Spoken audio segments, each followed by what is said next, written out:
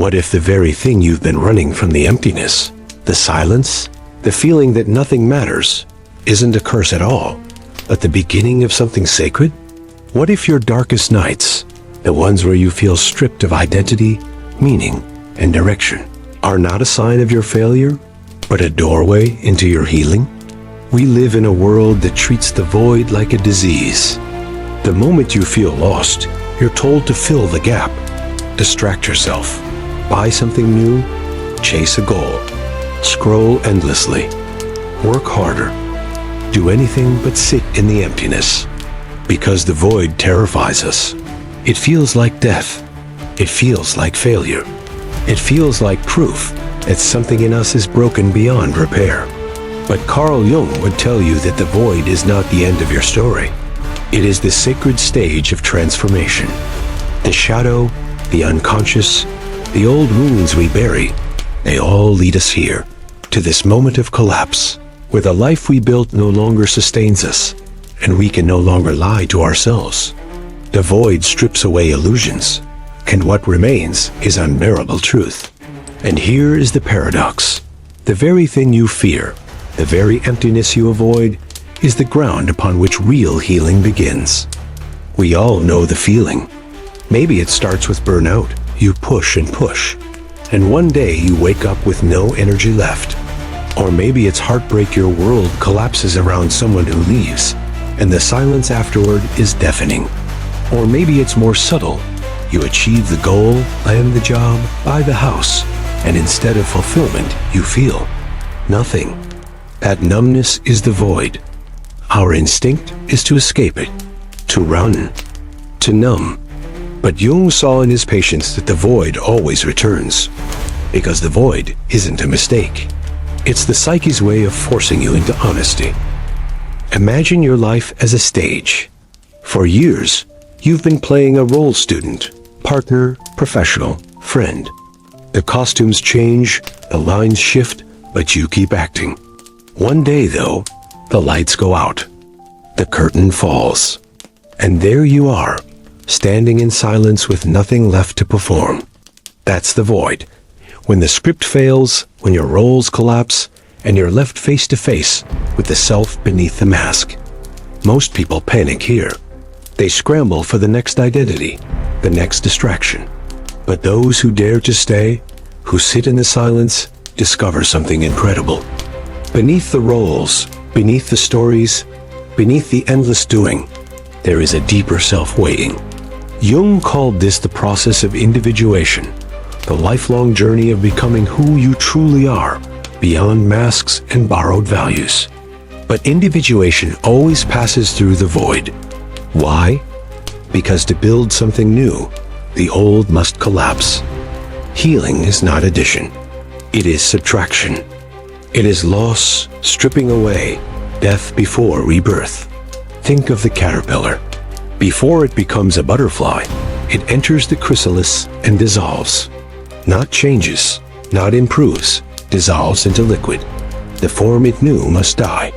The void is that chrysalis stage for the human soul. Terrifying, lonely, but sacred. Most cultures understood this. Ancient myths are full of journeys into darkness, descent into the underworld, nights in the wilderness, trials in the desert. Jesus fasted 40 days. The Buddha sat under the Bodhi tree until he touched the void. Shamans were initiated through symbolic death.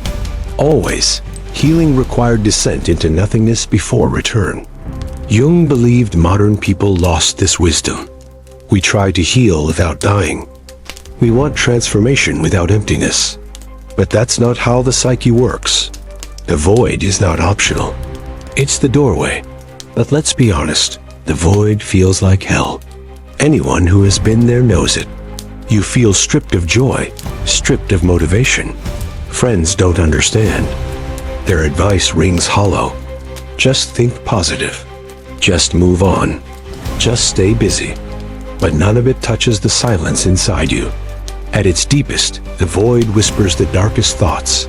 You are nothing. Life is meaningless. Why even continue? Jung called this confrontation with the shadow, when all the pain, fear, and hidden wounds rise to the surface. It feels unbearable because it is everything you avoided, now demanding to be faced. But here's the truth. The void is not there to kill you. It is there to show you what you are without illusions.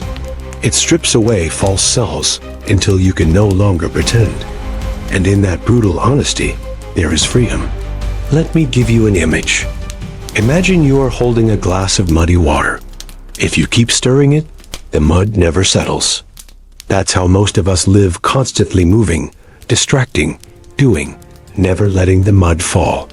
But the void forces you to stop, to sit, and slowly the water clears. The clarity that comes in the void cannot be rushed. It is not a hack or a trick. It is time, patience, presence. Most people leave too soon, desperate to escape discomfort. But if you stay, if you wait, the clarity emerges. That's why the void is sacred. It teaches you to see. Here's the paradox Jung understood. The void is the place of greatest danger and the place of greatest healing. Some collapse there and never return. Others emerge with new vision, new strength, a deeper self. What makes the difference? It is not avoiding the void, but relating to it differently. Instead of seeing it as punishment, you begin to see it as initiation. Instead of running, you sit. Instead of hating the silence, you listen. This is where healing begins, not in escaping pain, but in facing it, listening to it, and allowing it to transform you. We often think healing means getting back to normal, back to who we were before the trauma, before the heartbreak, before the collapse. But the void reveals that normal was never enough. The old life broke for a reason. The void strips you down so you can rebuild, not as you were, but as who you are becoming. This is why Jung insisted the void is sacred. It is not a detour. It is the path itself. Without it, there is no individuation, no growth, no awakening. Every authentic life passes through silence, emptiness, and despair. But the void is not the end. It is the womb of transformation. In the next stage, we'll look at what actually happens inside the void, how the shadow speaks, what fears emerge, and why confronting them is the most powerful step you can take in your healing journey. But for now, remember this. The void is not your enemy. It is not failure. It is the sacred stage where your old self dissolves so that a deeper self can be born. You've entered the void. The familiar has collapsed. The old routines, the old masks, the old sense of who you are all gone.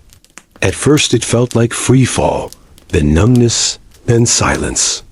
And now, something begins to stir. You realize the void isn't empty after all. It has a voice.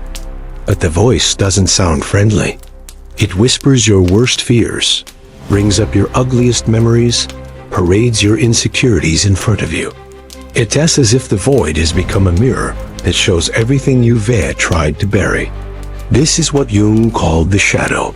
Most people think the shadow is just the dark side, evil impulses, destructive habits. But Jung saw it as much more subtle and much more human. The shadow is simply everything you've rejected about yourself. All the pain, the shame, the fear, the anger, the vulnerability, the desires you couldn't admit. We push these parts down into the unconscious because they threaten the story we tell ourselves. The void is where the shadow comes out to play, and it is terrifying. Think about it. Why does the void feel so unbearable? Because in the silence, the distractions are gone.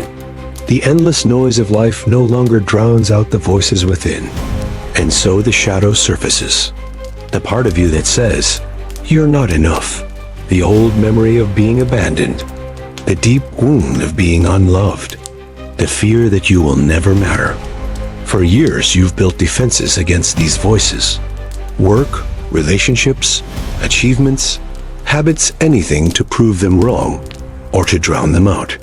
But in the void, those defenses collapse. Now the shadow has your full attention. This is why people panic. It feels like the shadow will swallow them whole. But Jung's genius was to recognize that the shadow is not the enemy. It is the teacher. It is the hidden half of your soul that contains the keys to your healing. Here's the paradox. The shadow contains not just pain, but power. Think of all the energy it takes to repress memories, to push down emotions, to deny parts of yourself. That energy doesn't vanish. It lives in the shadow, waiting. When you finally face it, that energy becomes available to you again. This is why Jung believed the shadow is both dangerous and sacred. If ignored, it sabotages you. If confronted, it transforms you. Let's ground this in something real. Imagine someone who grew up always being told to be strong. Maybe they learned to never cry, never show weakness, never admit fear. Over time, they bury all their vulnerability in the shadow. Then life falls apart, a breakup, a failure, a health crisis, and suddenly they can't keep the mask on. In the void, all the old feelings rush up. Fear, grief, loneliness. They think they're breaking down. But in truth, the shadow is offering them a gift. The ability to finally feel, to finally connect, to finally be whole. The breakdown is the beginning of healing. But here's the trap. Most people in the void try to fight the shadow. They shame themselves for feeling weak. They double down on denial. Or they try to bypass the darkness with forced positivity. Jung warned that this always backfires. The shadow doesn't disappear when ignored. It grows stronger. It leaks out in self-sabotage, projection, addictions. The more you deny it, the more control it has. That is why the void is sacred. It leaves you no choice but to confront the shadow. It strips away the noise until you finally listen. So how do you face the shadow without being destroyed by it? Jung's answer was radical honesty. Instead of running, you sit with it. Instead of rejecting the fear, you ask it why it's there. Instead of denying the pain, you listen to its story. Try this. Imagine sitting in the void across from your shadow. Maybe it takes a shape a younger version of you, a wounded figure, a faceless presence. Instead of fighting, ask it a question. What are you protecting me from? The shadow always has a reason. Maybe it's protecting you from rejection, from humiliation, from the pain of failure, from the risk of being seen as you truly are. When you listen, you realize the shadow isn't a monster. It's a frightened part of you that learned to hide. This is the sacred secret of the void. It turns enemies into teachers. Every fear you face loses its power to control you. Every wound you acknowledge begins to heal. Every part of yourself you accept becomes energy you can use. Think of the myths again. In ancient stories, the hero always encounters a monster in the underworld. But the monster is never just an obstacle. It is the guardian of treasure. The gold lies behind the dragon. The wisdom is carried by the dark figure. This is no accident. It is the psyche's oldest truth. What you fear most is hiding what you need most. The void forces you into that encounter. But let's be real. Facing the shadow is not a one-time event. It is a process. The shadow is layered. At first you meet anger, then shame, then grief, then deeper fears. Each time, the instinct is to run. But if you stay, you learn. Over time, something shifts. You begin to see the shadow not as an intruder, but as a companion. You realize it's been with you your whole life, carrying what you couldn't bear, waiting for the day you'd be strong enough to face it. And in that moment, the void becomes less terrifying. Jung once said, "One does not become enlightened by imagining figures of light, but by making the darkness conscious." This is the work of the void. It makes the unconscious conscious. It brings the shadow into the light. It teaches you that healing is not about becoming perfect, but about becoming whole. But wholeness doesn't mean comfort. It means truth. And truth often hurts before it heals. That's why the void is sacred. It burns away illusions, leaving only what's real. And what is real is this: the parts of you you've buried are the very parts that make you human, alive, and capable of love. In part 3, we'll see how the void, once faced, becomes the ground of transformation. How those who confront the shadow emerge not broken, but reborn. And how emptiness itself becomes the soil from which new life grows. But for now, hold on to this. The shadow is not your punishment. It is your path, and the void is not your grave. It is your initiation. The void was silence, then it became shadow. You faced it, and something in you shifted. The terror didn't vanish, but you learned to breathe inside it. You discovered that the shadow wasn't an enemy, but a guardian, carrying pieces of yourself you had abandoned long ago. Now, as you sit in that emptiness, something begins to stir again. It's faint at first, a flicker of light, a whisper of movement, a sense of possibility. This is the stage Jung never described as simply healing. He described it as transformation. The void is not the end of the story. It is the sacred beginning of a new one. Why is the void sacred? Because only in emptiness can something truly new emerge. Think of it. A cup that is already full cannot hold fresh water. A field already planted cannot receive new seeds. A life already crammed with noise cannot make space for the soul to breathe. The void clears the ground. It empties the cup. It is the sacred pause between death and rebirth. That's why ancient myths often describe the underworld as a womb as well as a tomb. What feels like burial is also planting. What feels like loss is also gestation. When you sit in the void long enough, you realize the silence is not just absence. It is potential. It is pure possibility, waiting for form. You've faced your shadow. Now comes the harder work. Integration. Integration doesn't mean you eliminate the shadow. It means you weave it into your life with awareness. You let it speak without letting it dominate. You carry its lessons without letting it control you. For example, someone who always denied their vulnerability may, through the void, learn to embrace it. They realize that vulnerability is not weakness, but connection. That by admitting fear, they invite love. That by showing their wounds, they allow others to do the same. This doesn't make life painless, but it makes life authentic. And authenticity is the only ground on which true healing grows. Cultures across the world have told the same story: the bird that burns and rises again. The phoenix dies in fire and is reborn from ash. This is not just myth. It is psychology. The void is the fire. The shadow is the ash. And the rebirth is the new self that rises. But notice, the phoenix does not rise as the same bird it once was. It is transformed. The old identity, the old attachments, the old defense is gone. What emerges is stronger, freer, more radiant. In the same way, you cannot pass through the void and remain unchanged. You either resist it and remain stuck, or you surrender and are remade. One of Jung's most radical insights was that healing is not about becoming perfect. It is about becoming whole. Perfection is a fantasy. Wholeness is reality. It means embracing light and shadow, strength and weakness, joy and grief. It means living without denying any part of yourself.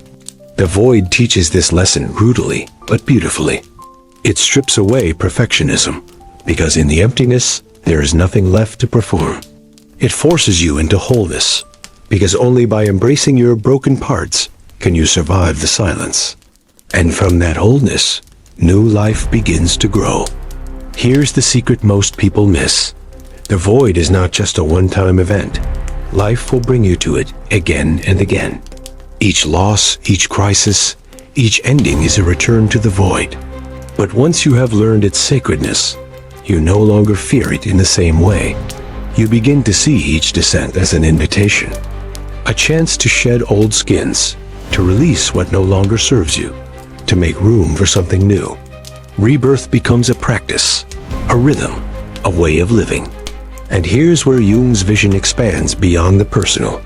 The void is not only an individual experience, it is also collective. Cultures, nations, even humanity itself pass through voids. Times of collapse, confusion, shadow rising. We are living through such a time now, when old systems crumble, when shadows of history resurface, when the future feels uncertain. Perhaps this too is a sacred void, stripping away illusions, forcing us to confront the collective shadow, preparing the ground for a new beginning. If the void is sacred for the individual, might it not also be sacred for humanity? So why is the void the most sacred stage of your healing? Because it does what nothing else can. It strips you bare. It confronts you with your shadow. It teaches you to listen to the pain you've silenced. It breaks the illusion of perfection. It initiates you into wholeness. It transforms emptiness into possibility. It turns endings into beginnings. Without the void, there is no rebirth. Without the void, there is no true healing. Picture yourself standing where you began in the silence of the void. This time, you are not afraid. You look around and see not nothingness, but space.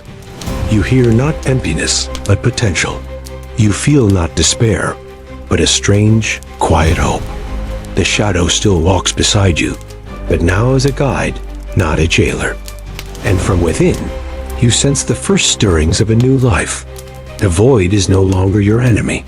It is your sacred teacher, and you realize healing is not about avoiding the void. It is about entering it fully and allowing it to do its work.